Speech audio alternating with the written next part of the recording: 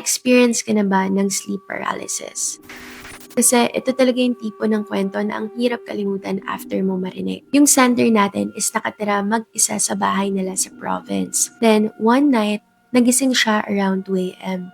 Madilim yung side ng kama niya pero may ilaw sa kitchen so kahit papano may konting liwanag pa rin. Pagkagising niya, hinanap niya yung phone niya para i-check yung oras. Then, paglingon niya sa kaliwa, may babae raw na nakatayo sa tabi ng kama niya. Black lady. Pero, yung mas nakakatakot dito, alam niyang mag-isa lang talaga siya nung time na yon sa bahay nila. So, imposibleng may ibang tao na nakapasok doon. Sa sobrang shock niya, pinilit niya raw kumalma. Parang tinatry niyang kausapin yung sarili niya and inisip niya na lang na baka na malikmata lang siya. So, she pretended like nothing happened. Pero, parang alam nung black lady na yon na napansin siya nito. Bigla raw itong umupo sa tabi niya and doon na siya mas natakot lalo. Kasi akala niya hanggang tingin lang. Pero bigla raw nitong nilagay yung braso niya sa balikat niya na parang nakaakbay. At doon talaga siya mas natakot kasi alam mo yun, sobrang ramdam niya na bumibigat na talaga yung pakiramdam niya. Tapos ngumiti raw ito.